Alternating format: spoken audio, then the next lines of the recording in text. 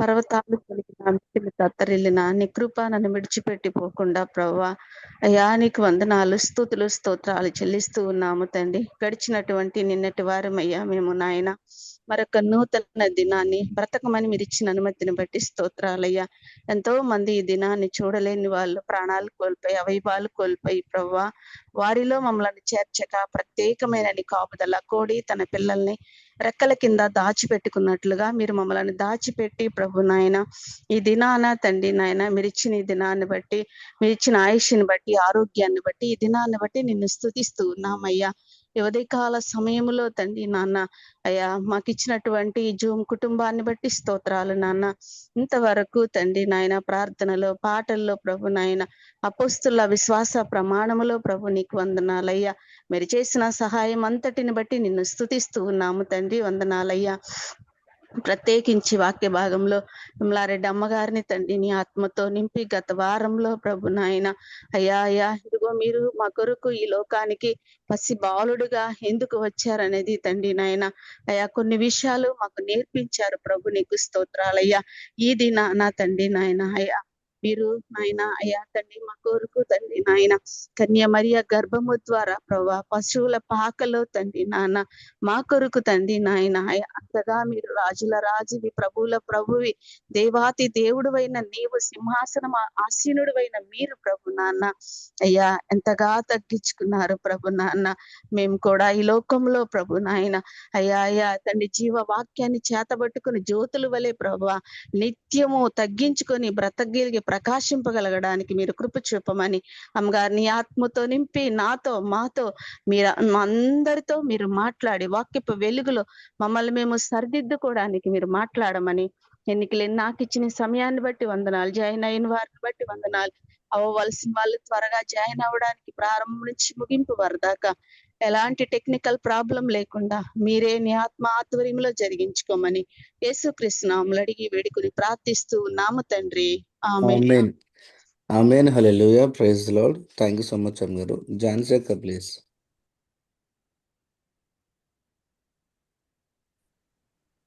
Good morning అండి అందరికీ. మన మధ్యలో వాక్యం అందించడానికి మరి ఈరోజు దేవుని యొక్క ఆత్మ చేత ప్రేరేపింపబడి సిద్ధంగా ఉన్న విమలారెడ్డి అమ్మగారిని పరిచయం చేయడానికి దేవుడిచ్చిన అవకాశాన్ని బట్టి దేవునికి వందనాలు చెల్లిస్తూ వారి గురించిన పరిచయ వాక్కులు. మరి డాక్టర్ వైఎస్ విమలారెడ్డి గారు ఆంధ్రప్రదేశ్కు 2 ముఖ్యమంత్రులు అందించిన ప్రముఖ కుటుంబమునకు చెందినవారు. జమీందారీ కుటుంబమునకు కోడలుగా ఉన్న విమలా గారు వారి జీవితంలో పెందలాడే ప్రభుని యేసుక్రీస్తు యొక్క ఔన్నత్య గుణాతిశయములను లోతుగా గ్రహించారు. BD, MTH, MA Christian studies అను ఉన్నత విద్యలతో పాటు విమలారెడ్డి గారు పిహెచ్డి చేశారు మరియు గౌరవ డాక్టరేట్ను కూడా పొందారు. విమలారెడ్డి గారు వారి ప్రత్యేక కుటుంబ నేపథ్యాన్ని దేవుని రాజ్య సేవ పదంలో అమర్చుకున్న తీరు ఆదర్శప్రాయం. ప్రస్తుతం డాక్టర్ విమలారెడ్డి గారు TCEEFI అను సంస్థకు అధ్యక్షురాలుగా మరియు హగ్గ ఇండియాకు ఉపాధ్యక్షురాలుగా సేవలు అందిస్తున్నారు. వారు మన మధ్యలో తరచుగా వాక్యాన్ని బోధిస్తూ ఉంటారు. దయచేసి అందరం మ్యూట్లోనే ఉండి వాక్యం విందామండి. Good morning madam, welcome madam. Good morning. Thank you Johns. చిన్న ప్రార్థన చేసుకుందాం. దయమేడ స్తోత్రం ప్రభా, ఈ ఉదయ కాలంలో వాక్యం పంచుకోవడానికి నాకు ఇచ్చిన గొప్ప అవకాశాన్ని బట్టి మీకు స్తోత్రం నాయన. తండ్రి నేను కాదు తండ్రి, మీరే నా ద్వారా మాట్లాడి ఇక్కడ ప్లాట్ఫామ్లో ఉండే వాళ్ళు ఆన్లైన్లో వినే వాళ్ళకి అందరికీ అవసరమైన వాక్యాన్ని దయచేయమని యేసుక్రీస్తు నామమున వేడుకుంటున్నాను తండ్రి, ఆమేన్. మరి క్రిస్మస్ సీజన్లో ఉన్నాం. మనము ఒక క్రిస్మస్ సందేశాన్ని వింటాం. మామూలుగా అందరికీ తెలిసిన విషయమైనా కూడా పరిశుద్ధాత్మ దేవుడు మనకు ఒక్కొక్క రీతిగా మనకు ప్రతిసారి దాంట్లో ఉన్న విషయాలు మనకు అర్థమయ్యేటట్టు చెప్తూ ఉంటాడు. మరి ఈరోజు ఏం చెప్పబోతున్నారో చూద్దాం. లూకా సువార్త 2వ అధ్యాయము 11వ వచనం నేను ఈరోజు ధ్యానించబోతున్నాను. దావీదు పట్టణమందు నేడు రక్షకుడు మీ కొరకు పుట్టి ఉన్నాడు, ఈయన ప్రభు అయిన క్రీస్తు. ఈ వాక్యము ఎన్నో వందల సార్లు విని ఉంటారు మీరు. కానీ ఇందులో ఒక ప్రత్యేకమైన అంశము అంతకుముందు ఏం చెప్పినాడు దూత? ఎక్కడ ఈ సందర్భం ఎక్కడ ఉంది అంటే, ఇంకొక విషయం ఏంటంటే, మనము యేసుప్రభువుని గురించి ధ్యానిస్తూ ఉన్నప్పుడు సువార్తల్లో మనం గమనించాల్సిన విషయం ఏమంటే, ఆయన చరిత్ర చెప్తూ ఉన్నప్పుడు ఇది కల్పితం కాదు. ప్రతిదానికి లోకల్ సెక్యులర్ హిస్టరీతో కనెక్ట్ చేసినారు. మీరు లూకాసు వార్త 1వ అధ్యాయంలో కూడా మనం చూస్తే, ఆ దినములలో సర్వలోకమునకు ప్రజా సంఖ్య వ్రాయవలనని కైసర్ ఔగుస్తు వల్ల ఆజ్ఞ ఆయను. ఇది కురేనియు సిరియా దేశమునకు అధిపతి అయి ఉన్నప్పుడు జరిగిన మొదటి ప్రజా సంఖ్య అని రాయబడింది. ఈ ఇన్ఫర్మేషన్ వల్ల మనము చక్కగా సెక్యులర్ హిస్టరీకి కూడా వెళ్ళి యేసుప్రభుని గురించిన ఎన్నో వందల కోట్లు ఖర్చు పెట్టినారు over the period of time. 2000 years నుంచి బైబిల్లో ఎక్కడైనా తప్పులు ఉన్నాయేమో, అబద్ధాలు ఉన్నాయేమో. ఇది సెక్యులర్ హిస్టరీతో కలిసి నడుస్తుంది అనమాట, సైమల్టేనియస్ గా. అందుకని ఎవరు తప్పు పట్టేదానికి లేదు, ఎవరు అబద్ధాలు. ఆనాడు అన్ని సంవత్సరాల కిందట జరిగిన ప్రజా సంఖ్యలో వీళ్ళ ఇద్దరు పేర్లు కూడా ఉన్నాయి, మరియా యేసేపు పేర్లు. ఎందుకంటే వాళ్ళు బెత్లెహేమ్కి చెందిన వాళ్ళు. ఆ రికార్డ్స్ చూశారు, అది కన్ఫర్మ్ చేసుకున్నారు. ఇప్పుడు ఏమంటున్నాడు, దూత వచ్చినాడు అక్కడ. దేశంలో కొందరు గొర్రెల కాపర్లు పొలంలో ఉండి రాత్రివేళ తమ మందను కాచుకొని చుండగా అని రాయబడింది. అంటే మందను కాచుకుంటున్న సమయంలో దూత వచ్చాడు. మీరు బైబిల్ గమనిస్తే దేవుడికి సోమరులు ఇష్టం లేదండి. ఏదైనా పని చేస్తున్నప్పుడే వాళ్ళ దగ్గరికి వాళ్ళను ఉపయోగించుకుంటాడు దేవుడు. అంటే పని బాట లేకుండా సోమరిగా ఉండే వాళ్ళను ఉపయోగించడం వల్ల ఆయన పనులేమో కావు కదా. వాళ్ళు కష్టపడి పనిచేసే వాళ్ళు అయి ఉండాలి. యెహోవా దేవుడు ఆదాము హవ్వలను సృష్టించినప్పుడు ఏదెన్ తోటలో వాళ్ళని పెట్టాడు, కానీ తిని కూర్చోమని చెప్పలా. సేద్యం చేయమని చెప్పాడు, పంటలు పండించుకోమని చెప్పాడు. ఫర్టైల్ ల్యాండ్ ఇచ్చాను నీకు, దాంట్లో పండించుకో, అన్ని రకాల చెట్లు ప్రొవైడ్ చేశాను, దానిని మెయింటైన్ చేయడం నీ పని. నీళ్ళు పట్టే పని కూడా లేదు, కింద నుంచి నీళ్ళు వచ్చాయి. మరి దాంట్లో ఏమైనా చెడు ఉంటే తీసేసి సరిగ్గా దున్నుకోవడము ఇట్లాంటివన్నీ చేసుకోవాలన్నమాట, ఊరికి కూర్చోవడం కాదు. దగ్గరికి వచ్చారు. ఈ దూత ఎక్కడికి వచ్చింది? పనిచేసే గొర్రెల కాపర్ దగ్గరికి వచ్చింది. అక్కడ వాళ్ళతో ఏమంటున్నాడు, యాక్చువల్గా వాళ్ళు ఆ కాలంలో దర్శనాలు లేవు. దాదాపు 400 సంవత్సరాలు దేవుని దగ్గర నుంచి ఏమి మెసేజ్లు లేవు. అందుకనే ఏదైనా మెసేజ్ వచ్చింది అంటే వాళ్ళు భయపడేవాళ్ళు. Something is going to happen, ఏదో చెడు జరుగుతుందేమో అని భయపడేవాళ్ళు. అందుకనే ఫస్ట్ థింగ్ దూత చెప్పడం ఏంటంటే, భయపడుకుడి భయపడుకుడి అంటున్నాడు. అట్లా మహిమ, ఆ వెలుగు చూసేసరికి చదువు సంధ్యం లేని వాళ్ళు కదా వీళ్ళు, జ్ఞానులు. వాళ్ళు భయపడ్డారు. భయపడినందువల్ల దూత చెప్తున్నాడు, భయపడుకుడి. భయపడుకుడి అనే మాట బైబిల్ ఎన్ని చోట్ల ఉందండి? 366 చోట్ల ఉందంట. నేనైతే ఎప్పుడు లెక్క పెట్టలేదు, కానీ చాలా మంది చెప్పడం విన్నా. అంటే ప్రతిరోజుకు సరిపడా ఒక్కొక్కటి అనమాట. భయపడుకుడి. ఇంత ఆదరణ ఇచ్చే మాటలు మనకు బైబిల్లో కనపడుతున్నాయి. అయినా కూడా మనం భయపడుతూనే ఉంటాం. భయం ఉండే చోట విశ్వాసం ఉండదు అనే విషయం కూడా గుర్తుపెట్టుకోండి. అక్కడ భయపడుతూ ఉన్న వీళ్ళని, గొల్లల్ని దూత భయపడద్దని చెప్తుంది. ఈరోజు ప్రజలందరికీ కలుగబోవు మహా సంతోషకరమైన సువర్తమానం నేను మీకు తెలియజేస్తున్నాను అంటున్నాడు. ప్రజలందరికీ లోక రక్షకుడు పుట్టబోతున్నాడు. అందుకనే ఇదంతా కూడా పుట్టి ఉన్నాడు, ఆల్రెడీ జరిగిపోయింది. లోకమంతటికి రక్షకుడు పుట్టి ఉన్నాడు. ఈ శుభవార్త మీకు ముందుకు తీసుకొస్తున్నానని చెప్పి దూత చెప్తున్నాడు.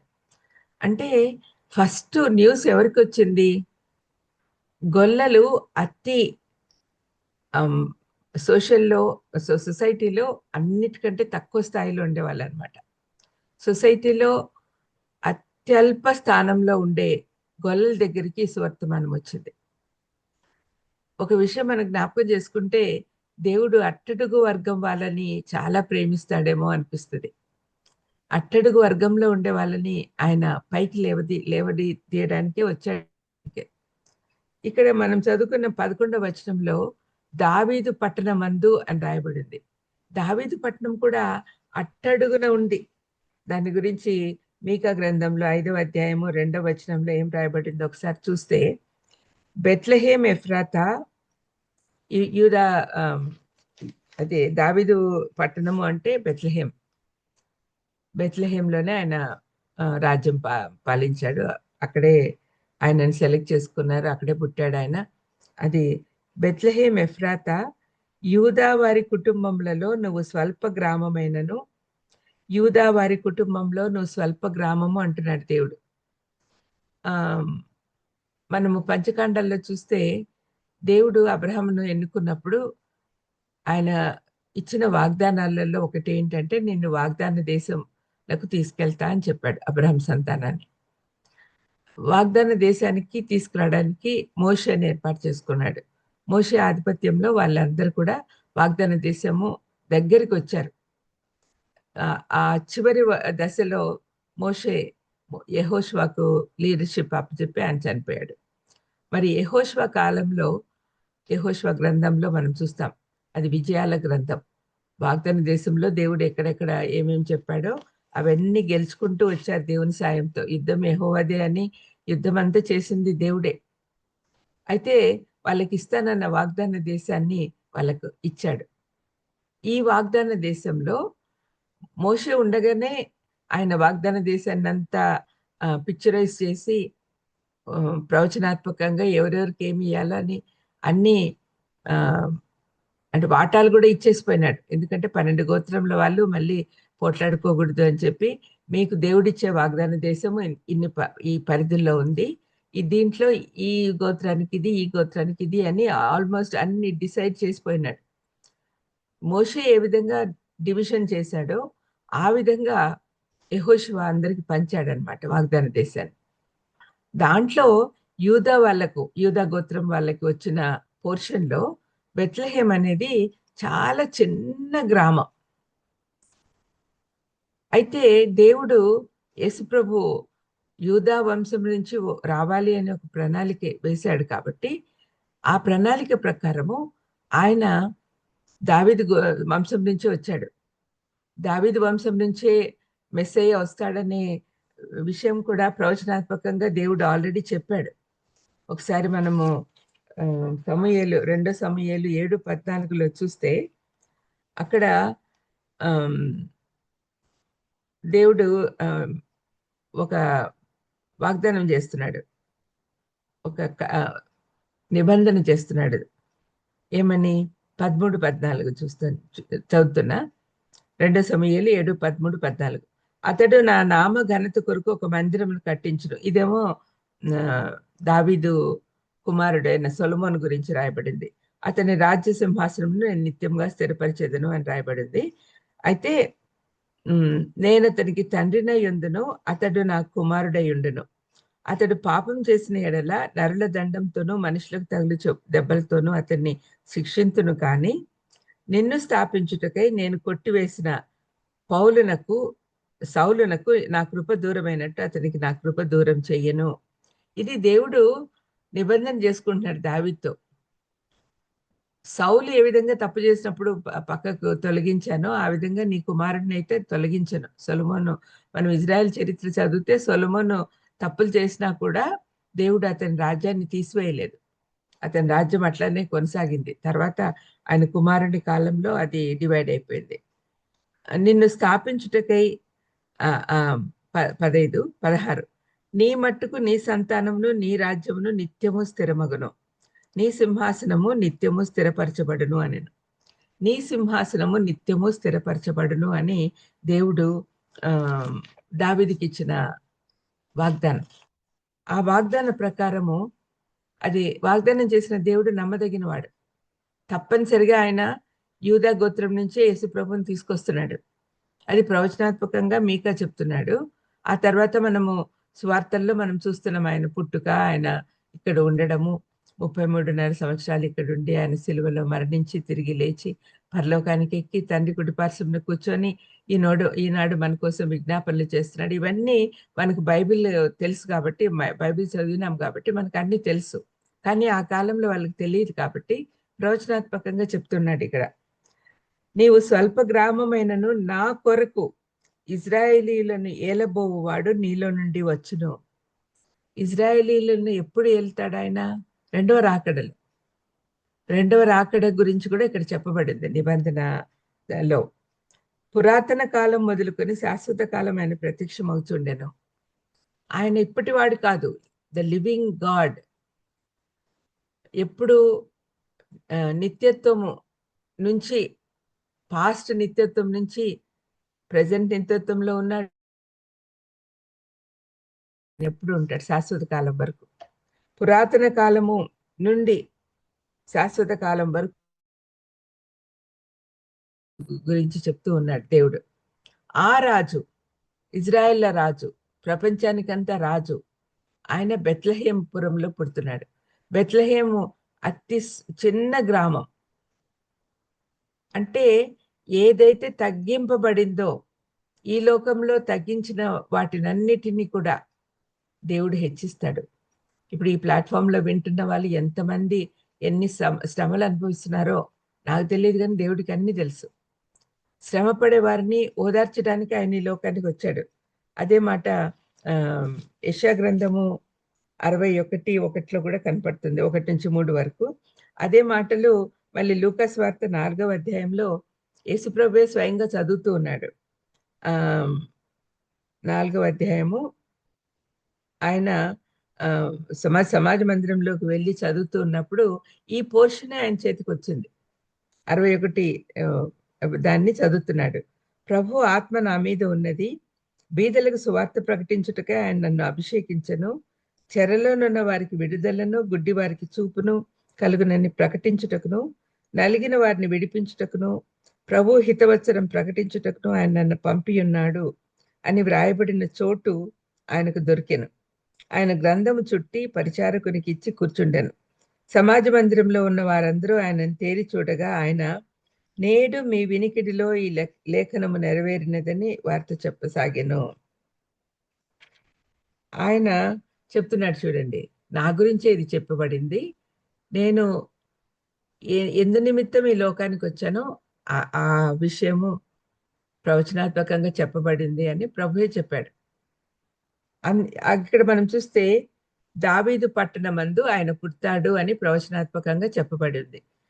యేసుప్రభు జీవితంలో ప్రతి ఒక్కటి కూడా, ప్రతి ఒక్క సంఘటన, చిన్నతనం నుంచి ఆయన ఈ లోకంలో కన్యమరియ గర్భంలోకి వచ్చినప్పటి నుంచి ఆయన ఆరోహణుడై వరకు తిరిగి వస్తాడు, రెండో రాకడ, కొత్త ఆకాశం, కొత్త భూమి, అన్నీ కూడా ప్రవచనాత్మకంగా చెప్పబడి ఉన్నాయి.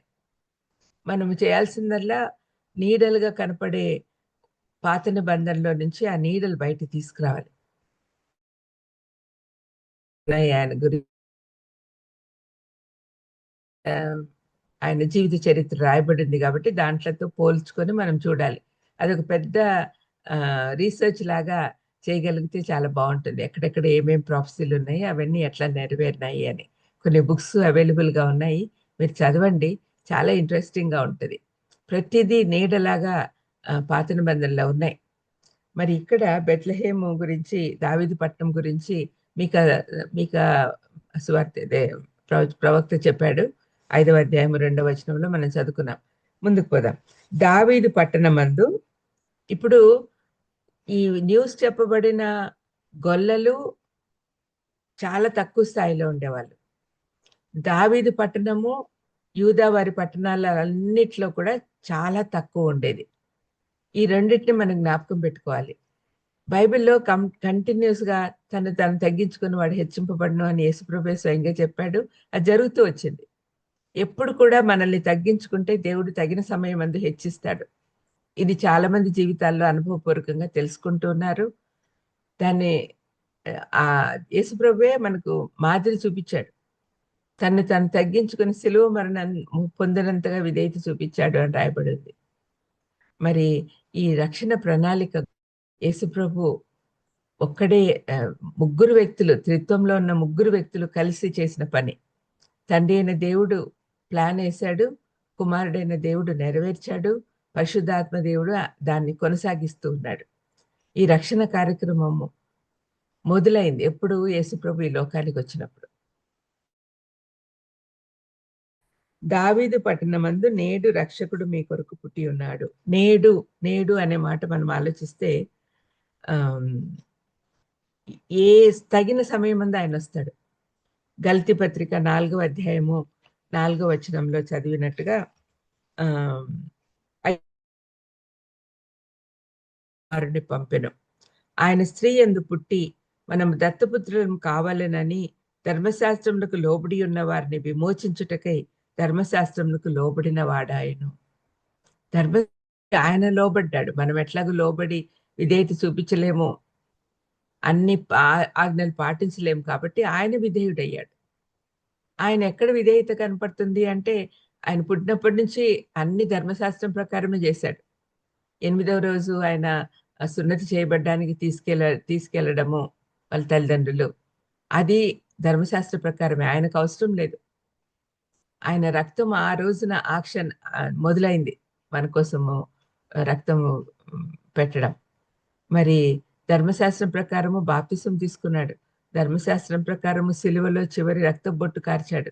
ఎందుకంటే ఆయన రక్తం ద్వారానే మనకు విమోచన. కాబట్టి రక్త ప్రోక్షణ లేకుంటే పాపము పరిహరింపబడదు అని ధర్మశాస్త్రంలో రాయబడి ఉంది. కాబట్టి సో మనము ధర్మశాస్త్రం నుంచి విముక్తి పొందాలి అనే ఉద్దేశంతో యేసుప్రభు ధర్మశాస్త్రాన్ని నెరవేర్చాడు. మనకు విమోచన ఏ దాంట్లో నుంచి రావాలి అని ఆయన ఉద్దేశం అంటే చెప్పాను, అది వెరీ ఇంపార్టెంట్ అని. దాంట్లో 4 విమోచనలు మనకు కనపడతాయి.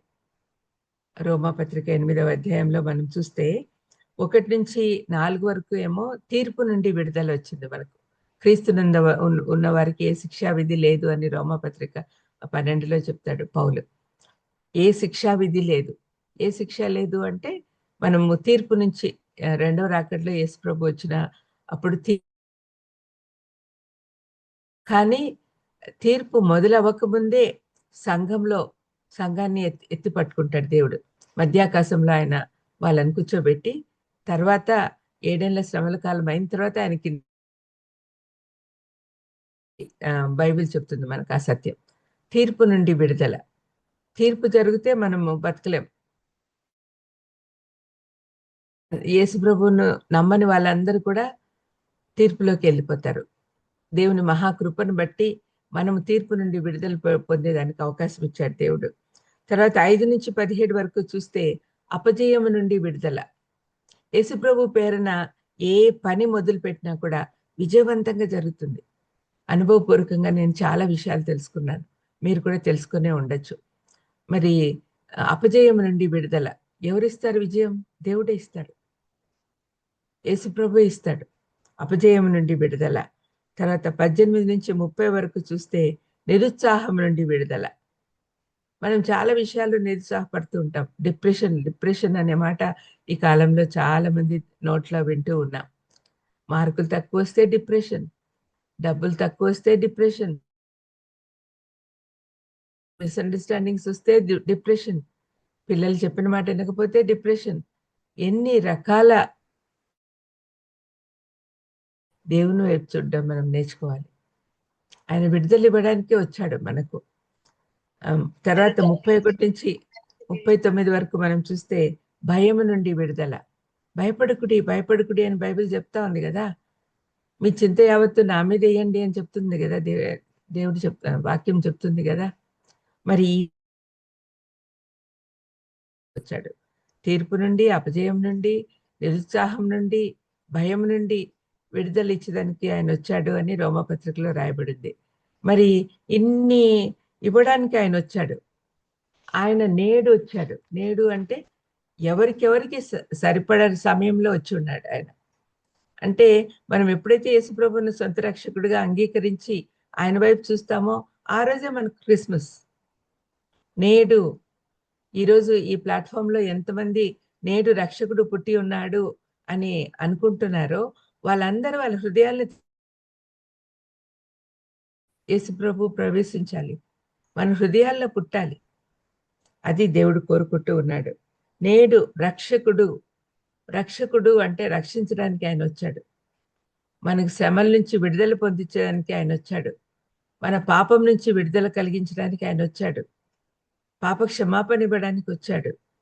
రక్షకుడు అంటే నశించిపోతున్న వాళ్ళని వెతికి రక్షించడానికి యేసుప్రభు ఇలా కొనికి వచ్చాడు అని తనే స్వయంగా చెప్తూ ఉన్నాడు. రక్షకుడు మీ కొరకు పుట్టి ఉన్నాడు. ఈ మాట చెప్పడానికి నేను ఈ వాక్య భాగం తీసుకున్నాను. మీ కొరకు, ఇంగ్లీష్లో యు అని ఉంటుంది కాబట్టి నా కొరకు, నీ కొరకు అని చెప్పుకోవచ్చు.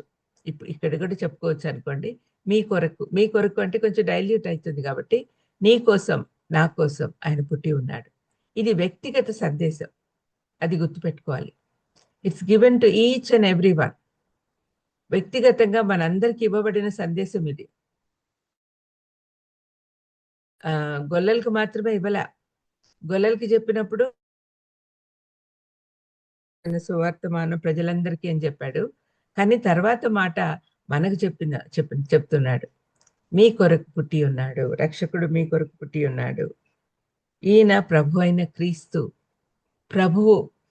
ప్రభు అంటే మనకు తెలుసు, మన మీద అధికారం చెలాయించేవాడు, మనకు రాజు. ఆయన ఇష్ట ప్రకారం మనం జీవించాలి. ఆయన ప్రభువుగా అంగీకరించాలి, మనం యాక్సెప్ట్ చేయాలి. ప్రభు అయిన క్రీస్తు, ఆయనకు అన్ని అధికారాలు ఇవ్వబడి ఉన్నాయి. ఆయన మత్తయి 28లో తనంతట తనే చెప్తున్నాడు. ఏం చెప్తున్నాడు? సర్వాధికారాలు నాకు ఇవ్వబడి ఉన్నాయి అని చెప్తున్నాడు. మత్తయి 28లో మీరు వెళ్ళండి. 18లో యేసు వారి యొద్దకు వచ్చి, పరలోకమందును భూమి మీదను నాకు సర్వాధికారం ఇవ్వబడి ఉన్నది. మనం భూమిలోనే ఉన్నాం కదా, మన మీద అధికారం కూడా ఆయనకి ఇవ్వబడి ఉంది. ఆయన సర్వాధికారి, ఆయన ప్రభు అని మనం అంగీకరించాలి. ఆయనే మనల్ని ఏలేవాడు. సర్వము ఆయన ఆధీనంలోనే ఉన్నాయి. He's taking care of everything, each and every person. ఈ ప్లాట్ఫామ్లో ఉండే ప్రతి వ్యక్తి ఆయన ఆధీనంలోనే ఉంటాడు. మరి ఆ విధంగా మనం ఆలోచించినప్పుడు ఆయనను ప్రభువుగా అంగీకరిస్తే మరి మనం ఎందుకు దిగులు పడాలి? ప్రతి అంశము ఆయన ఆధీనంలోనే ఉంది. ఆయన చాలినవాడు మనకు. ఆయనే క్రీస్తు అంటే అభిషేక్తుడు. నేను ఇంతకుముందు ఐజాయాది చదివాను కదా. అభిషేకించబడి ఆయన ఈ లోకానికి వచ్చాడు ఈ పనులన్నీ చేయడానికి, నలిగిన వారిని విడిపించడానికి,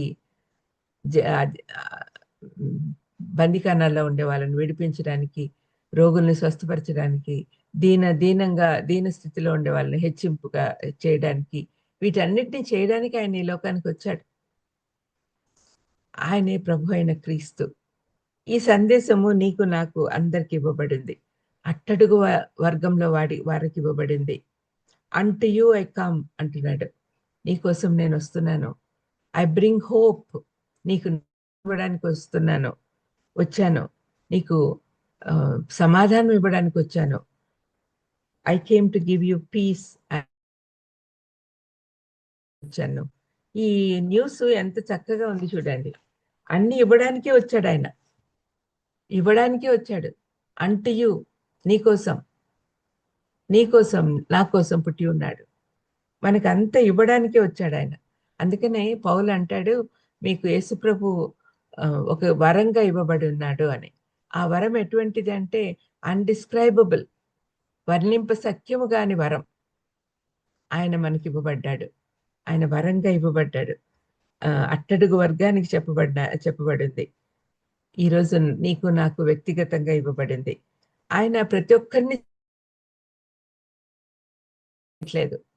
ప్రతి ఒక్కరిని చూస్తున్నాడు. దానికి ఎగ్జాంపుల్గా ఒక ముగ్గురు వ్యక్తులను చూస్తే మనము క్రిస్మస్ సమయంలో మనకి ఫస్ట్ గుర్తొచ్చేది మరియా. ఆమె భక్తి చూశాడు. ఆమె ఎప్పుడు కూడా ఆమెను గురించి చదువుతున్నప్పుడు భయభక్తులు కలిగిన స్త్రీ కానీ చూస్తున్నాం.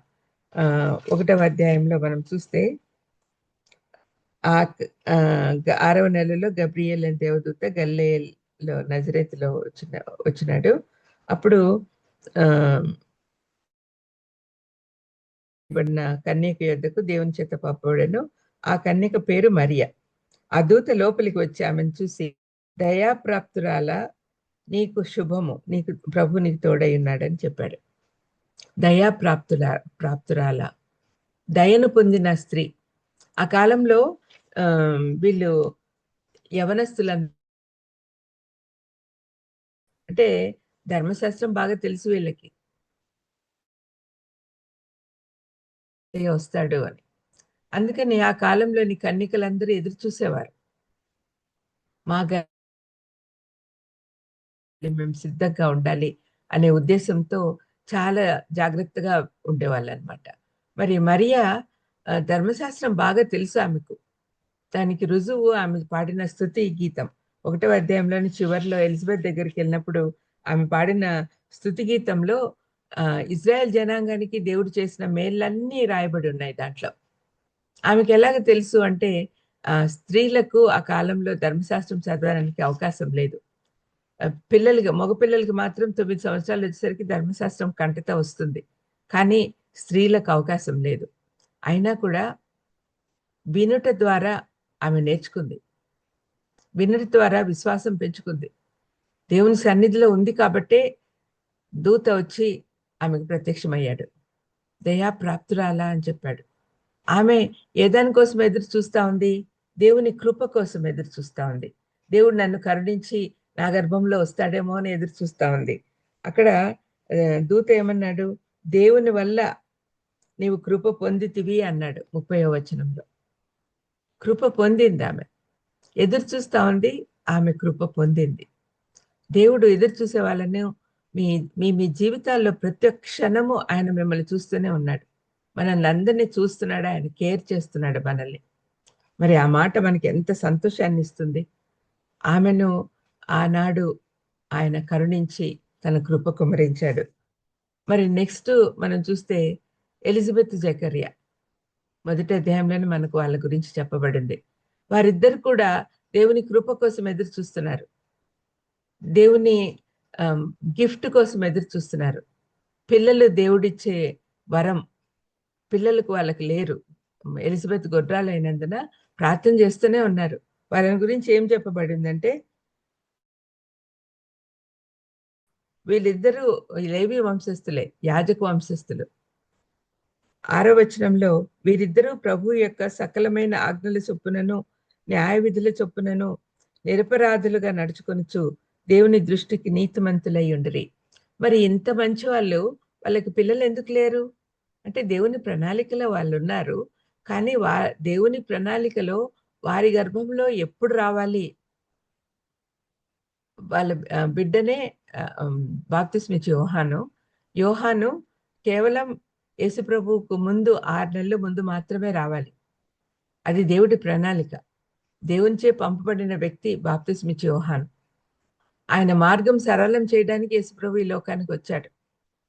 మరి యేసుప్రభు ఈ లోకానికి వచ్చినాడు అని చెప్పడానికి రాబోయే బాప్తిస్మిచ్చి యోహాను అంత ముందే వస్తే కష్టం కదా. కరెక్ట్గా 6 నెలలు ముందు వచ్చాడు.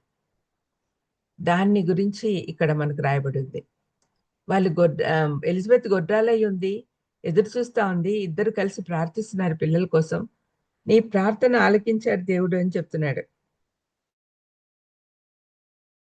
జకరియా, భయపడకుము, నీ ప్రార్థన వినపడినది. నీ భార్య అయిన ఎలిజబెత్ నీ కుమారుని కన్నును, అతనికి యోహాను అని పేరు పెట్టదు అని దూత చెప్తున్నాడు. ఇక్కడ కూడా గబ్రియల్ దూత వచ్చాడు, జకరియాకు చెప్తూ ఉన్నాడు. జకరియా యాజకుడయ్యుండి ధూపం వేస్తూ ఉన్నప్పుడు కూడా గబ్రియల్ దూతే స్వయంగా నేను విషయము అనుమానించాడు. అందుకని అతను మూగవాడయ్యాడు బాప్తిస్మిచ్చి యోహాను పుట్టినంత వరకు. పుట్టిన తర్వాత ఆయన నోరు తెరవబడుతుంది. అప్పుడు దేవుణ్ణి స్తుతిస్తూ ఆరాధిస్తాడు. అయితే ఎలిజబెత్ నమ్మింది. ఆమె ప్రార్థన చేసుకుంటూ సిద్ధపడింది. ఈ యాజకుడు నమ్మలేదు, కానీ మరియమ్మ ఒక ఆర్డినరీ గర్ల్, ఆమె నమ్మింది. చిత్తం నీ దాసురాలను నీ చిత్త ప్రకారం జరిపించు అని చెప్పింది. మరి ఈ విధంగా వీళ్ళిద్దరిని కూడా మనం జ్ఞాపకం చేసుకోవచ్చు.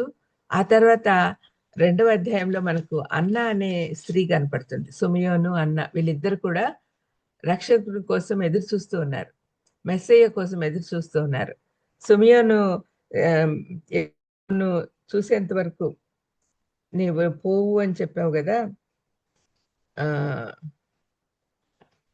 20 సమాధానంతో నీ దాసును పోనిచుచున్నావు,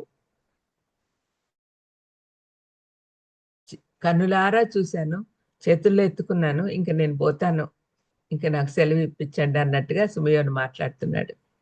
అదే ప్లేస్లో అన్న ఉంది. అన్న ఏం చేస్తుంది? ఆమెకు దాదాపు 104-105 సంవత్సరాల వయసు. ఎందుకంటే ఏం రాయబడింది ఆమె గురించి? ఆమె కన్యాత్వం మొదలుకొని 7 ఏళ్ళు పెనిమిటితో సంసారం చేసి బహుకాలం గడిచినదై 84 సంవత్సరాలు విధవరాలై ఉండి దేవాలయం విడువక ఉపవాస ప్రార్థనలతో రేయింబగలు సేవ చేయుచుండెను. కన్యాత్వం వీడడం అంటే 13 సంవత్సరాలు అనుకుందాం. తర్వాత పెళ్లి చేసుకున్నాక 7 సంవత్సరాలు భర్తతో గడిపింది, అంటే 20 ఏళ్ళు. 20 ఏళ్ళు ప్లస్ 84 ఏళ్ళు అంటే 104 ఏళ్ళు మినిమం. మరి అంత వయసులో కూడా ఆమె ఎవరి కోసం ప్రార్థిస్తుంది? ఇజ్రాయేలీలలో విమోచన కోసము, విమోచకుడు వస్తాడని మెస్సయ్య కోసం ఎదురు చూసే వాళ్ళందరి కోసం ఆమె ప్రార్థిస్తూ ఉంది. మరి ఆమె కోరిక కూడా తీరింది. ఆమె వెంటనే గుర్తించింది యేసుప్రభువును. అమ్మయ్య, వచ్చేసాడు యేసయ్య, నా ప్రార్థన కూడా శుభవార్త చెప్పింది. యెరూషలేంలో విమోచన కొరకు కనిపెట్టుచున్న వారందరితో ఆయనను గురించి మాట్లాడుచుండాను. నేను చూశాను, మెస్సయ్య వచ్చేసాడు, నా ప్రార్థన ఆలకించాడు అని చెప్పి ఉంటుందేమో. మరి ఈ విధంగా దేవుడు ఎంత గొప్పవాడంటే ప్రతి వారిని చూస్తూ ఉన్నాడు. నేను మీకోసమే వచ్చాను, నీకోసమే వచ్చాను అని ప్రతి ఒక్కరితో చెప్తున్నాడు. Christmas is God whispering to your heart, I see you. ఒక దైవజనుడు అంటున్నాడు, క్రిస్మస్ అంటే ఏంటంటే దేవుడు నీతో గుసగుసలాడుతున్నాడు, నేను నిన్ను చూశాను అని, చూస్తున్నాను అని. మరి ఈరోజు పుట్టాడు అని అంటే అట్ ద రైట్ టైం పుట్టాడు, నేటి సరైన సమయం. ఎప్పుడు ఆయన ఆలస్యం చేయడు. మీరు ఎందుకు ఎదురు చూస్తున్నారో ఆయనకు మాత్రమే తెలుసు. అందుకని సరైన సమయంలో ఆయన వస్తాడు. ఏది సరైన సమయం అని ఆయనకు మాత్రమే తెలుసు. మరి ఆయన ఆ విధంగా వస్తాడు. మరి రక్షకుడు అనుకున్నప్పుడు ఆయన మనమేదో ఎవరినో రక్షించాలని ఆలోచించాల్సిన అవసరం లేదు. You are not a saviour, he is a saviour. ఆయన మీద మనం ఆధారపడాలి. మనము మన ప్రాబ్లమ్స్ అన్నీ కూడా ఆయన మీద వదిలిపెట్టచ్చు. ప్రయాసపడి భారం మోసుకుంటున్న సమస్త జనులారా నా యొద్దకు రండి, నేను మీకు విశ్రాంతి ఇస్తానని చెప్పాడు కదా దేవాదేవుడు. మరి ఆయన మనకు చాలినవాడు. He is Christ Jesus, Christ the lord, ప్రభు. సరిపోయినవాడు. ఎందుకు సరిపోయినవాడు అంటే ఆయన నమ్మదగిన దేవుడు. హీస్ ఫెయిత్ఫుల్, నమ్మదగినవాడు. వాగ్దానం చేసిన వాడు నమ్మదగినవాడు. కాబట్టి మనం అనుకున్నట్టుగా మనకి ఏమేమి వాగ్దానం చేశాడో అవన్నీ కూడా మనకు ఇస్తాడు దేవుడు. తర్వాత ఆయన మంచివాడు. దేవుడు ఆల్వేస్ గుడ్. మా దేవుడు మంచివాడు అని పిల్లలు పాడుతూ ఉంటారు. మంచివాడు ఆయన, ఎప్పుడు మంచితనం తప్ప ఆయనలో ఏం లేదు. మరి మైటీ లార్డ్, ఆయనలో ప్రేమ ఉంది. మైటీ లార్డ్, మైటీ అంటే ఆయనంత సర్వాధికారి కదా ఆయనకున్నంత శక్తి ఎవరికి లేదు. సర్వశక్తిమంతుడు, సర్వాధికారి, సర్వవ్యాపి, సార్వభౌముడు, అన్ని యాట్రిబ్యూట్స్ చూస్తే ఆయనకు అసాధ్యమైనది ఏమైనా ఉందా అసలు? ఆయన మైటీ గాడ్. ఆకాశము సింహాసనము, భూమి ఆయన పాదపీఠం. అటువంటి మైటీ గాడ్ మనకు దేవుడిగా ఉన్నందుకు మనము సంతోషించాలి. ఆయన ఫుల్ ఆఫ్ కంపాషన్, కనికరం గల దేవుడు. ఆ కనికరంతో ఆయన జీవించాడు. మనం కూడా ఆయన శిష్యులుగా ఆ కనికరాన్ని ఇతరులకు పంచాలి. మనం కూడా ఆ విధంగా ఉండాలి అని దేవుడు అనుకుంటూ ఉన్నాడు. ఆయన ఎప్పుడు మన పక్కనే ఉన్నాడు, మన చుట్టే ఉన్నాడు. పరిశుద్ధాత్మ దేవుడు మనలో ఉన్నాడు, మనతో ఉన్నాడు, మన చుట్టూ ఉన్నాడు, మనల్ని నడిపిస్తున్నాడు. He is always present for us. ఆయన చాలినవాడు అనే దానికి ఒక మాట చెప్తాను. ఆయన మన పాస్ట్ అంతా కూడా ఆయన రిడీమ్ చేశాడు. ఆయన మన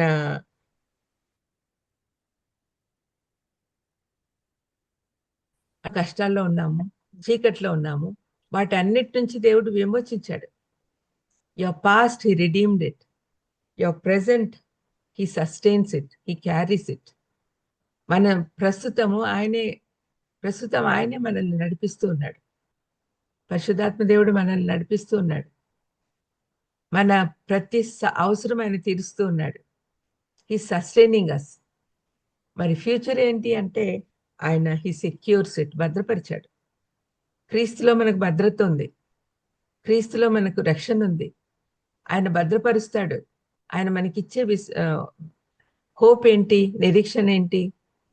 నేను పునరుద్ధానుడు అయినట్టు మీరు కూడా పునరుద్ధానులు అవుతారు, నాతో పాటు నేను మిమ్మల్ని తీసుకెళ్తా అని చెప్పాడు కదా. మరి మనం ఎందుకు దిగులు పడాలి? ఆ నిరీక్షణ కలిగి మనం జీవించాలి. అదే దేవుడు మనలో నుంచి కోరుకుంటున్నాడు. మనం ఒంటరిగా లేము, ప్రభు అయిన క్రీస్తు మనతో నడుస్తున్నాడు అని మనం తెలుసుకోవాలి. మనము ఈ క్రిస్మస్ స్టోరీలో మనం చూసిన స్త్రీలు వారి అవసరాలన్నీ దేవుడు చూసుకున్నాడు, మనల్ని కూడా చూసుకుంటాడు అనే విశ్వాసం మనకు ఉండాలి. నేడు పుట్టి ఉన్నాడు అంటే తగిన సమయంలో ఆయన వచ్చాడు. మనకు కూడా మన పర్సనల్ వ్యక్తిగతంగా మన జీవితంలో ఎప్పుడు కావాలంటే ఆయన వస్తాడు. హృదయమనుడి తలుపు దగ్గర నిలబడి తట్టుచున్నాడు, ప్రకటన గ్రంథం చెప్తుంది. మీరు తలుపు తీస్తే ఆయన లోపలికి వస్తాడు. ప్రతి విషయానికి ఆయన సరిపోయిన వాడు అనే విషయం మనం తెలుసుకోవాలి. ఆయన మన జీవితంలోకి, ఇంట్లోకి, శ్రమల్లో, ఆనందంలో, అన్నిట్లో ఆయన ఉన్నాడు. మనల్ని ఎత్తి పట్టడానికి, మనల్ని స్వస్థపరచడానికి, రెస్టోర్ చేయడానికి ఆయన ఈ లోకంలో వచ్చాడు. నేడు రక్షకుడు మీ కొరకు, నీ కోసం, నా కోసం పుట్టి ఉన్నాడు అనేది ఎంత మనము నేర్చుకోవాల్సిన విషయం. ఆయన మన కోసం పుట్టి ఉన్నాడు. Unto you I come, unto you I bring hope, unto you I give.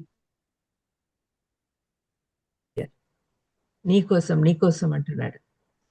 మరి ఇట్లాంటప్పుడు మనం ఏమని ఫీల్ అవ్వాలి అంటే, every person should feel that you are seen by God. మిమ్మల్ని ఎప్పుడు వాచ్ చేస్తుంటాడు దేవుడు, మిమ్మల్ని భద్రపరుస్తూ ఉంటాడు. ఆయన తన బిడ్డలు ఏమవుతారు అని ఎప్పుడు చూసుకుంటూనే ఉంటాడు. మనకి ఇంట్లో ఒకరిద్దరు బిడ్డలు నాకు మరి కోట్లాది మందిని దేవుడు ఎలా చూసుకుంటున్నాడు? ఆయన సార్వభౌముడు, సర్వాధిపతి, సర్వశక్తిమంతుడు, ఆయన మైటీ గాడ్.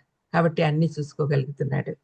మరి ఆయన మనల్ని చూసుకుంటాడు అనే విషయం మనకు అర్థం కావాలి. You are always seen by God. ఆయన దృష్టి మన నుంచి పక్కకు పోతే మనం బతకలేం. ఆయన దృష్టి మన మీద ఉండాలి. తర్వాత మనం ఇంకొక విషయం గుర్తుపెట్టుకోవాలి, you are loved by God. మీరు నా సొత్తు అన్నాడు కదా. ఆయన తన ప్రశస్త రక్తంతో మనల్ని కొన్నాడు, అందుకని నా సొత్తు అంటున్నాడు. ప్రశస్తమైన రక్తంతో కొన్న మనల్ని ప్రశస్తంగా చూసుకుంటున్నాడు. హీ వాల్యూస్ అస్. మనం every person is important to him, every person is made uniquely. మరి మనం అందరం కూడా ఆయనతో ప్రేమించబడుతున్నాము అనే సంగతి మనకు తెలుసు. కాబట్టి వీ హ్యావ్ టు రెసిప్రొకేట్. మనం కూడా దేవుణ్ణి ప్రేమించాలి, దేవుడు చెప్పినట్లు ఇతరులను కూడా ప్రేమించాలి. మనము వీఆర్ వాల్యూడ్, మనం ప్రెషస్ ఆయన దృష్టిలో. మన కోసమే ఆయన రక్షకుడిని పంపించాడు. మరి ఇన్ని విషయాలు విన్న మనము ఏం చేయాలి? ఎప్పుడు తీసుకోవడమే కదా, మనం ఏం చేయాలి అనే విషయం మనం ఆలోచించాలి. మనం ఏం చేయని అవసరంలే, అన్నీ ఆయన చేశాడు. ఒక్కటే ఏంటంటే, యు రిసీవ్ ద గిఫ్ట్. ఆయన వరంగా మనకి ఇవ్వబడ్డాడు. వరము అనేది ఫ్రీగా ఇచ్చేది, మనకి ఇస్తానే ఉన్నాడు ఆయన. Just receive it, humble your self and receive it. అదే దేవుడు కోరుకుంటున్నాడు. Receive your gift, release the burdens. ఆయన నిజంగా విశ్వసిస్తే నీ మీద ఏం భారం పెట్టుకోకుండా ప్రతి భారం ఆయన మీద మోపాలి. అదే దేవుడు మనల్ని నుంచి కోరుకుంటున్నాడు. తన బిడ్డలు ఎవరు శ్రమపడడం ఆయనకి ఇష్టం లేదు. అందుకని మన శ్రమలన్నీ ఆయన మీద పెట్టాలి, మన భారాలన్నీ ఆయన మీద పెట్టాలి. తర్వాత రెస్ట్ ఇన్ హిస్ టైమింగ్. ఆయన సమయం కోసం వేచి ఉండాలి. ఆయన ప్రేమను ఇతరులకు పంచాలి. మనము సూర్యుడి గురించి ఆలోచిస్తే సూర్యుడి వెలుగు చంద్రుడి మీద పడినప్పుడు చంద్రుడి ద్వారా మనకు వెలుగు వస్తుంది. అదేవిధంగా మనకు సొంత వెలుగు ఏం లేదు. మీరు లోకాన్ని వెలుగై ఉన్నారు అని ప్రభు చెప్పినప్పుడు దాని మీనింగ్ ఏమంటే, నా వెలుగు మీ నుంచి ఇతరులకు ప్రసరింపచేయాలి. ఇది మనం చేయాల్సిన పని. కాబట్టి మనం ఎప్పుడు కూడా గుర్తుపెట్టుకోవాలి, receive the king, receive the gift that you're given. మీరు మీకు ఇచ్చిన వరాన్ని స్వీకరించండి. Release all your burdens. మొత్తం మీ సమస్యలు, మీ భారాలన్నీ వదిలేయండి. ఆయన మీకోసమే వచ్చాడు కాబట్టి ఆయన సమయం కోసం మనం వేచి ఉండాలి. మనము ఆయన ప్రేమని ఇతరులకు పంచాలి. ఇదే క్రిస్మస్ సందేశం. ఈ సందేశాన్ని మీరు మనసులో పెట్టుకొని ఇతరులకు కూడా పంచాలని ప్రభు నామమున కోరుతూ ముగిస్తున్నాను. చిన్న ప్రార్థన. దయమేడ మీరు ఇచ్చిన చక్కటి సందేశాన్ని బట్టి మీకు స్తోత్రం నాయనా. మేమందరం కూడా సరైన విధంగా అర్థం చేసుకొని సరైన విధంగా ఈ న్యూస్ను, ఈ శుభవార్తను అందరికీ ప్రకటించడానికి సహాయం చేయమని, క్రిస్మస్ సందర్భంగా అందరికీ ఈ ఆనందాన్ని పంచేదానికి సహాయం చేయమని, యేసుక్రీస్తు అందరి కోసం వచ్చాడు అందరికి తెలియజేస్తానికి సహాయం చేయమని అవకాశం ఇవ్వమని యేసుక్రీస్తు నామమున వేడుకొంచున్నాను తండ్రి. Amen. Amen. God bless you. Thank you madam. మరి చాలా చక్కని వరకు మనం నేడు రక్షకుడు మీ కొరకు పుట్టి ఉన్నాడు అని చాలా చక్కగా చెప్పారు. మరి దేవుడికి సోమరులు అంటే ఇష్టం లేదని, పనిచేసే వారి దగ్గరికే దేవుడు వస్తాడని, ఆ గొల్లల విషయం మందను కాచుకుంటున్నప్పుడు వచ్చారని, భయపడకుడి అని దేవుడు ప్రతిరోజు మనకి వాగ్దానం చేస్తున్నారని, మరి విమోచనలు రోమా 8వ అధ్యాయంలో తీర్పు నుండి, అపజయం నుండి, నిరుత్సాహం నుండి, భయం నుండి దేవుడు మనకి విమోచన కలిగించారని, మనకు దేవుడు అన్నీ ఇవ్వటానికి యేసు ప్రభు ఈ భూలోకానికి వచ్చారని, ప్రతి ఒక్కరిని ఆయన చూస్తున్నాడని, మరి వాగ్దానం చేసిన వాడు నమ్మదగిన వాడుగా, మంచివాడుగా, మైటీ లార్డ్గా, కనికరం గల దేవుడుగా, నడిపించే దేవుడుగా, భద్రపరిచే దేవుడుగా మన జీవితాల్లో ఉన్నారని, మనం దేవుడు మనల్ని ఎలా ప్రేమించాడో మనం కూడా ఇతరులను ప్రేమించాలని, దేవుణ్ణే ఆయన మనకు వరంగా ఇచ్చారని, ఆయన సమయం కోసం మనం వెయిట్ చేసే వరంగా మనం ఉండాలని, ఎన్నో ఆత్మీయ సత్యాలు మాకు వివరించినందుకు వర్చువల్ ప్రేయర్ ఫ్యామిలీ తరఫున మీకు ప్రత్యేక వందనాలు. Thank you so much madam. తెలియజేసుకుంటూ అట్లాగే మన మధ్యలో ఉన్న రెవరెండ్ చామి రవికుమార్ గారు ముగింపు ప్రార్థన, పరలోక ప్రార్థన ఆశీర్వాదం ఇవ్వాల్సిందిగా కోరుతున్నానండి. మరి డాక్టర్ సుధాకర్ రెడ్డి గారి గురించి కూడా మీ ప్రార్థనలో జ్ఞాపకం చేసుకోమని, వారు కోమాలో ఉన్నారు. మరి కోమాల నుంచి బయటకు వచ్చిన తర్వాత ఓపెన్ హార్ట్ సర్జరీ చేయాలండి. దయచేసి జాయిన్ అయిన అందరూ మీ వ్యక్తిగత ప్రార్థనలో జ్ఞాపకం చేసుకోవాల్సిందిగా కోరుతున్నానండి. ప్రార్థన చేసుకుందామండి. పరిశుద్ధుడు తండ్రి, నీ బంగారు పదాలు కొందరం ప్రభా, నీ ప్రేమను బట్టి కృపను బట్టి వందనాలు తండ్రి. ఉదయకాల సమయంలో దేవతాన్ని ప్రభా, నీ సేవకుల ద్వారా ప్రభా తండ్రి మాకు అనుగ్రహించిన ప్రభా వాక్యాన్ని బట్టి ప్రార్థన చేస్తున్నాను తండ్రి. మా వ్యక్తిగత జీవితాల్లో ప్రభా నీ దేవుడిగా ఉండి ప్రభ చేస్తున్న ప్రతి కార్యాన్ని బట్టి వందనాలు చెల్లిస్తున్నాం. ప్రభను లోకాన్ని వెలుగుగా వచ్చావు, మేము లోకాన్ని వెలుగుగా ఉండాలని ఆశపడ్డా ప్రభా. వెలుగుని తండ్రి ఇతరులతో పంచుకునే కృప మాకు దయచేయమని ప్రార్థన చేస్తున్నాను తండ్రి. సహాయం తెచ్చేయండి ప్రభా పనిచేసే వారితోనే ప్రభను పనిచేస్తామని ప్రభు సెలవిచ్చిన రీతిగా మా వ్యక్తిగత జీవితాల్లో ప్రభా నరకం ప్రభా వెళ్ళే నరకంలో కానీ పరలోకంలో పనేం లేదయ్యా. అయ్యా భూలోకంలో తండ్రి మీకు చేతనైన ప్రభా తండ్రి సాయి శక్తిలో చేయమని ప్రభా నువ్వు సెలవిచ్చిన రీతిగా తండ్రి నువ్వు మాకు అప్పగించమని పని తండ్రి నమ్మకంగా చేయగల కృప మాకు దయచేయమని ప్రార్థన చేస్తున్నాను తండ్రి. ఈ ప్రదాతన ప్రభా నువ్వు సెలవిచ్చిన రీతిగా ప్రభా రాత్రి రాబోతూ ఉంది, రాత్రిలో పనిచేయలేం, పగలున్నంత వరకు పనిచేయాలని సెలవిచ్చా ప్రభా. మా వ్యక్తిగత జీవితాల్లో నువ్వు అప్పగించిన ప్రతి బాధ్యత, నువ్వు అప్పగించిన ప్రభా ప్రతి స్వార్థ భారాన్ని తండ్రి అయ్యా ప్రభా మేము చేయడానికి సహాయం తెచ్చామని ప్రార్థన చేస్తున్నాను తండ్రి. అదేవిధంగా దేవతన ప్రభా మరియమ్మను పెంచుకునే విధానం బట్టి, అదేవిధంగా మరియమ్మ ప్రభ ఉన్న వాక్య జ్ఞానం సంబంధించిన విషయాలు ప్రభ తెలియజేసిన విధానం బట్టి ప్రార్థన చేస్తున్నాను తండ్రి. ఇటువంటి విధంగా మమ్మల్ని బోధించగలిగి, మమ్మల్ని ప్రోత్సహించగలిగి తండ్రి, మాకు కొనువిప్పు కలిగించే తండ్రి ప్రభ సేవకులను గురించి అందుకు వందనాలు తండ్రి. కలిగిన ప్రభ క్రిస్మస్ సీజన్ అంతా దేవతను ప్రభ అయ్యా డిఫరెంట్ ప్లాట్ఫామ్స్ లో డిఫరెంట్ వ్యక్తులకు ప్రభావ వాక్యం బోధించగల కృప దయచేయండి. ఈ క్రిస్మస్ సీజన్ లో ప్రభావ అనేక మంది బిడ్డ వాక్యం ద్వారా తాకబడ్డానికి, అయ్యా బిడ్డ వాక్యం ద్వారా ప్రభావ నీలో రావడానికి సహాయం చేయమని తల్లిగారు కావాల్సిన శక్తి, బలము, ఆరోగ్యము దయచేయండి. ఆమె కుటుంబాన్ని జ్ఞాపకం చేసుకో, అదేవిధంగా తండ్రి సేవను జ్ఞాపకం చేసుకో. నీకు వందనాలు చెల్లిస్తున్నాను తండ్రి. ప్రతిబడి వాక్యం తండ్రి 30 దొంతులుగా 60 దొంతులుగా ఫలింపు చేయమని ప్రార్థన చేస్తున్నాను తండ్రి. అదేవిధంగా ప్రత్యేకంగా ప్రార్థన చేస్తున్నాను తండ్రి. ప్రభా మా సహోదరులు ప్రభా తండ్రి సుధాకర్ రెడ్డి గారి కోసం ప్రత్యేకంగా ప్రార్థన చేస్తున్నాం ప్రభా. అయ్యా అతను బిడ్డ ప్రభా అనేక సార్లు తండ్రి ప్రమాదకరమైన పరిస్థితుల్లోకి వెళ్ళి అయ్యా తిరిగి వచ్చి ప్రభా తండ్రి అనేక స్థలాల్లో ప్రభా వాడబడ్డారు తండ్రి. ఆయనకి ఇచ్చిన వాక్యము, జ్ఞానము ప్రభా సాక్ష్యాన్ని బట్టి వందనాలు చెల్లిస్తున్నాను తండ్రి. బిడ్డను ప్రభాని చేతిలో పెడుతున్నాను తండ్రి. అసాధ్యమైనది ఏది లేదు ప్రభా. అయ్యా ప్రభా తండ్రి నువ్వు తలు తాకుమంటే చనిపోయిన బిడ్డ లేచింది అయ్యా. లాజరు రమ్మంటే బయటకు వచ్చారు ప్రభా. అయ్యా అతను ప్రభా మరణం మీద అధికారం కలిగిన వాడివి, తన భక్తులు మనం యెహోవా దృష్టికి విలువగలదని సెలవిచ్చావు ప్రభా. ప్రార్థన చేస్తున్నాను తన బిడ్డను ఒక్కసారి జ్ఞాపకం చేసుకో ప్రభా. బిడ్డను ముట్టండి, తాకండి ప్రభా. ఐసు నుంచి ప్రభా బయటికి తీసుకొచ్చి దేవతను ప్రభా ఆపరేషన్ విషయంలో ప్రభాని కృప చూపించి తిరిగి తండ్రి ప్రభా ఫెలోషిప్లో నీ దైవజనుడు పాల్గొని ప్రభా వాక్యం చెప్పడానికి అగ్గయ్య ఇన్స్టిట్యూట్లో ప్రభా తండ్రి తిరిగి ప్రభాని వాడబడడానికి నీ కృప చూపించమని ప్రార్థన చేస్తున్నాను తండ్రి. ఆనాడు ప్రభా తబిత విషయమే దేవతను మొరపెట్టినప్పుడు తండ్రి ప్రభా పేతురు ద్వారా గొప్ప అద్భుతకార్యం చేశారు కదా ప్రభా. ఏకాత్మంతో ఏక మనసుతో మేము ప్రార్థన చేయించుండగా నీ అద్భుతమైన కృప దేవతను ప్రభా దయచేయమని ప్రభా ప్రార్థన చేస్తున్నాను తండ్రి. అదేవిధంగా దేవతను ప్రభా డాక్టర్ విజయ్ కుమార్ గారిని జ్ఞాపకం చేసుకోండి ప్రభా. రాబర్ట్ జేమ్స్ అయ్య గారిని జ్ఞాపకం చేసుకోండి.